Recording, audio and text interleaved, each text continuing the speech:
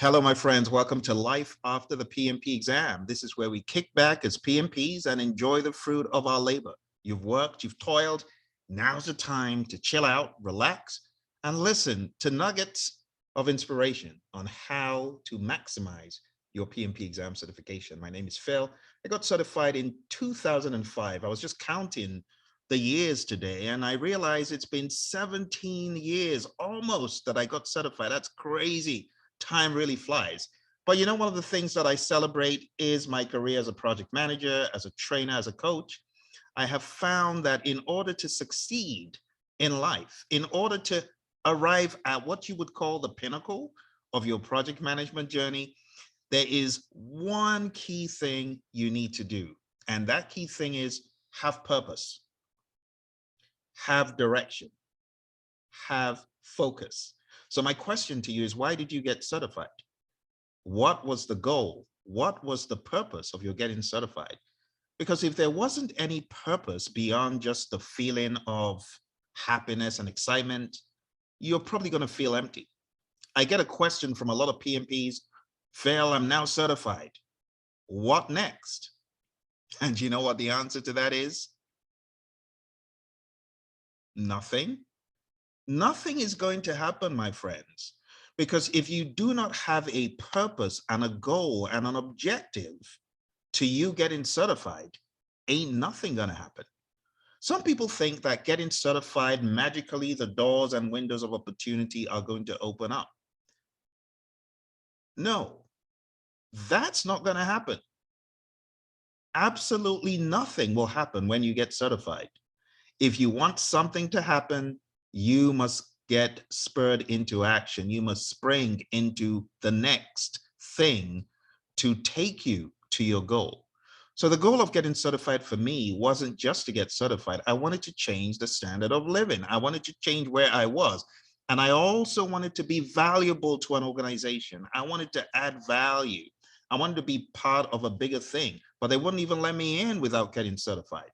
So the moment I got certified as a PMP, I decided right there in the exam room, right there before I came out, I decided that if I could come out of the exam alive, breathing as a PMP, I would train, coach, teach everyone in the world about this exam. I would let them know how crazy this exam was, and I would help them prepare for it. And little did I know that my goal of changing life for the better for me by being a PMP was actually intertwined with this objective that I discovered right there in the exam room. I discovered right there in the exam room, there's got to be people just like me who were unable to pinpoint what to focus on with all clarity. For me, I was very fortunate. I was fortunate that I spent time reading the PMBOK guides of the day, not just guide, but guides of the day. I read the second and third edition. And when the exam questions came at me, I was prepared, but I discovered a lot of people weren't going to be as prepared. So the moment I got out of the exam, I started creating content, started helping people. And I discovered my wanting a better life, it was intertwined with this new thing of helping people get to their PMP pinnacle. And that was the beginning. But in hindsight, what you need to do, even before getting certified, is to ask, what is the end goal for this? Why do I want to get certified? And what is the ultimate goal? Is the ultimate goal salary? Is it more money? Is it a consistent stream of money? Or is it similar to what I was looking to do, to add value, just to be able to contribute, just to be able to be looked at as a valuable piece of the company, right? Someone who would add value and not just take up space. That's what I really desired. I would go into companies as a worker, not as a PMP, and I wouldn't feel I was valued enough. And I honestly wouldn't feel I was bringing enough value. But the PMP, after getting it, it enabled me feel more valuable. So after I got certified in 2005, boom, the first company out of the gate saw my resume on Monster and hit me with a crazy offer to work for them. This was in weeks. But you know what I did? A lot of people get certified and they don't change their resume. They don't change how they position themselves on social media or the internet. No, you got to do that, my friends. The moment you get certified and you want to up your game, if that was one of the things you were looking to do, because I know many of you already VP level, C level, you're not really looking to do all that. You pretty much got that in the right direction. Your goal for PMP was for your self-satisfaction, and maybe that has been achieved, or maybe it was to be able to better equip your department. That's fine. But there are a lot of people who need to get that opportunity, that special one, kind of like me. So you need to position yourself accordingly by putting your resumes on the right portal and beginning to engage the right people, you see. So for me, my resume was out there. People saw it. I had other things. Hey, what's this? Other things. Because some of you, you just have the PMP. Let's be frank. When we talk about project management prowess, some of you haven't been project managers for that long, maybe not more than 3-4 years, right? You're certified. You don't have anything else. That's not how it's going to fly in the world of success. You need to keep on adding skill. You need to keep on building up your certification. Like my mentor who introduced me to the world of PMI, she had like 12, 13, 14 different certifications all over the place, MCSE, MCTS. So I very quickly discovered, one, you got to position yourself, and then you got to have something else to go along with PMP. For me, on my resume, they saw Microsoft Project and PMP. And that got me into a 6-figure job. You got to remember, before I got certified, I was barely making half of what you would say is land of 6 figures. I was barely making half of that.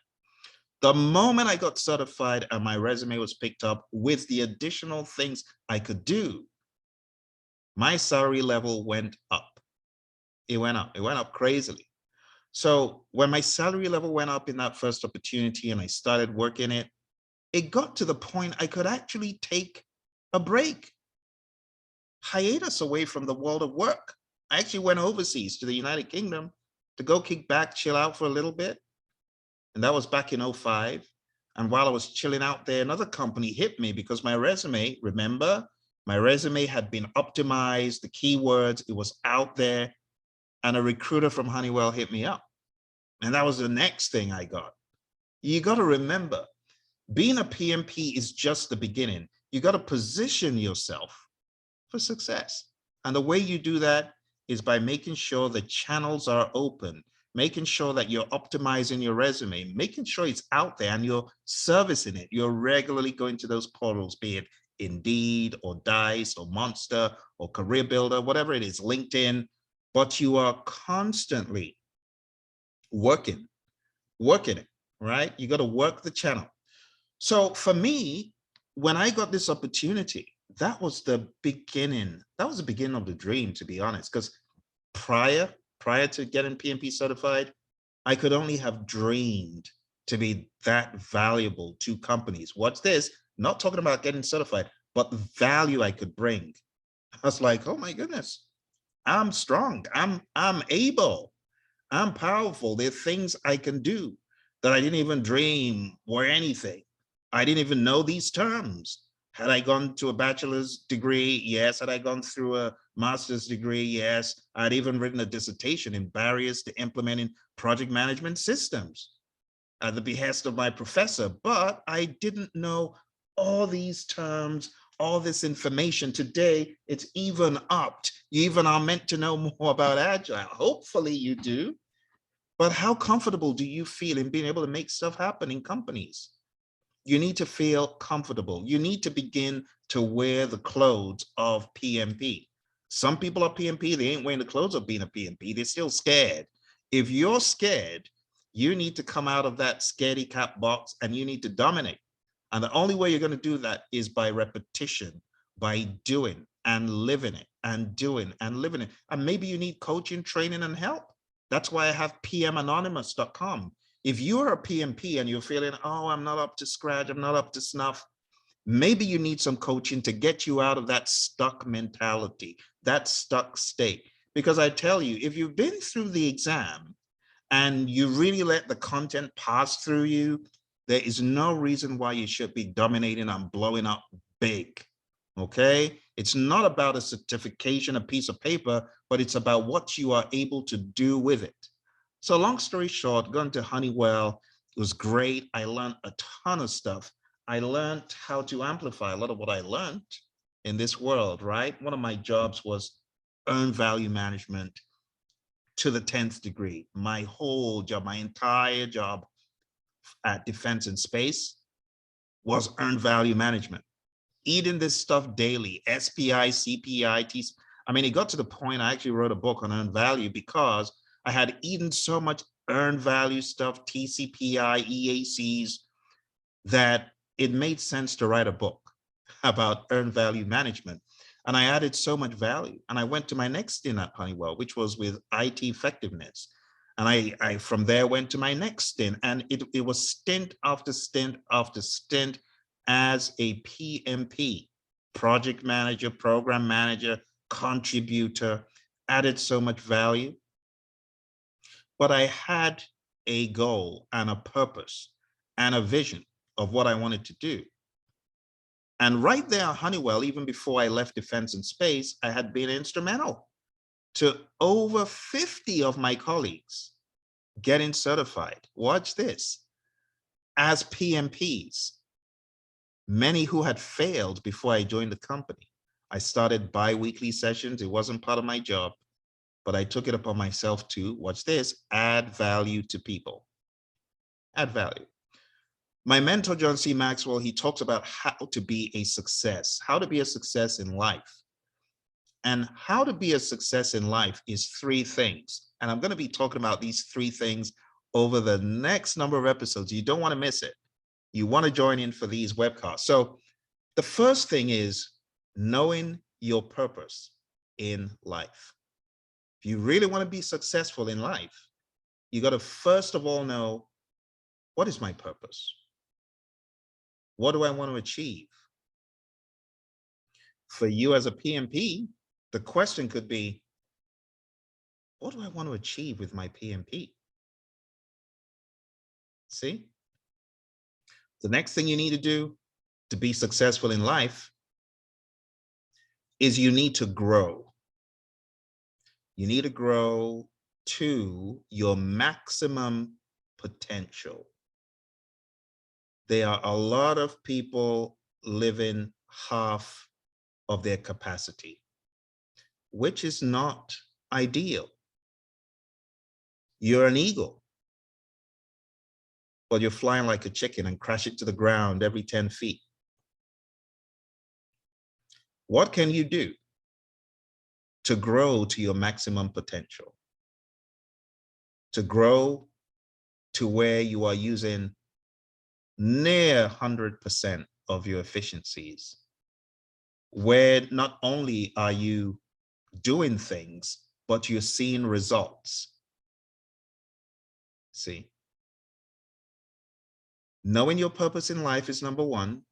Growing to your maximum potential is number two. Part of growth is leadership, going on a leadership journey and growing to be a better leader of yourself, being a better custodian of all the abilities you have. There are a lot of people, they've got PMP potential, but they're nowhere because they're not leading themselves exceptionally well. So the art of leading yourself, it comes from being intentional about understanding what leadership is and practicing the principles that will enable you be a great leader. The third thing that John talks about is sowing seeds that benefit others. Sowing seeds that help other people in some way, shape, or form. Seeds that benefit others. What is benefit? Now I'm taking you back to PMP school. Benefits, the net quantifiable value that you add to a human life.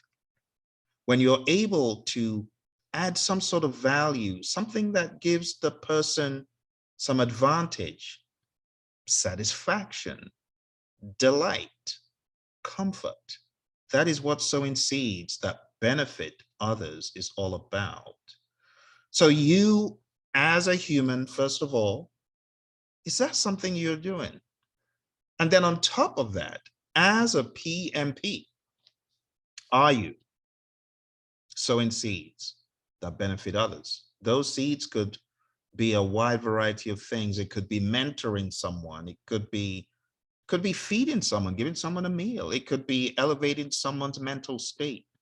It could be helping them to do better in whatever they're working on. It could be assisting someone who is stuck in the PMO, a PM who's been beaten down on by management, being there to support that individual. There are so many examples of sowing seeds that benefit others that I could give you. But this is the beginning, my friends. If you really want to be a success in life, you got to ask, what is my purpose? What am I doing? Why am I here? All right. And then you got to be focused on growth, grow into your maximum potential. That's why I started the Project Leadership Institute. Project Leadership Institute.com. If you go there, you get more information about what we do, and there are different opportunities that you can learn. But you need to be intentional about growth. Growth does not happen by accident. It does not happen by just sheer luck. For growth to happen, you got to be intentional, and you got to put it on your schedule, on your calendar. It has to be something that you do. It's like having all of these books in my library, but not putting time aside to read any of them. It's no good. You got to put time aside. And that's why part of being a PMP is your professional development units, right? Making sure that you keep up with your PDUs and making sure you deliver. It's not just for naught. It's actually for growth, okay? I want to leave you with a very quick quote from John Herman Randall, and he says, if a person desires to develop himself along any line whatsoever, the secret of his ultimate success will be found in this, that he has the determination and persistency to live constantly in the presence of his supreme ambition. Think about that. Are you living in the presence of your supreme ambition? Do you have a supreme ambition? What is your definite chief aim? Think about that. Do you have a definite chief aim? As a PMP, you should. One more quote by Randy Marsh. The power of your ambition depends wholly on the vigor of the determination behind it. What you accomplish will depend on the amount of live energy, enthusiasm, and willpower you put into your efforts to achieve. So what do you want to achieve in life? What do you want to achieve as a PMP? Begin to think about these things. For me, I wanted to help people. Have I helped people? Yes, I have. I've been working on it. I'm still working on it, still trying to get better, trying to help people succeed as project management professionals, helping people be the best version of themselves, which is why I set up the PLI, the Project Leadership Institute. But I really want you to ponder on these things, because I see a lot of people, they get certified and then they're wondering, what next, Phil? Nothing's happened. Nothing's happened. Ain't nothing gonna happen. It's all about you. You need to begin to put these things into orbit. Know your purpose in life, grow to your maximum potential, sow seeds that benefit others, but be really focused. Network, okay? When you help people get what they want, they will help you get what you want. You got to network, you got to add value, and things begin to happen. If you're certified and you got all this knowledge, all this great knowledge, and you're living in a bubble like this, I'm a PMP, I'm a PMP, I'm a PMP. Ain't nothing gonna happen, my friends. So what action are you going to take this week to begin marching towards your definite chief aim? I challenge you.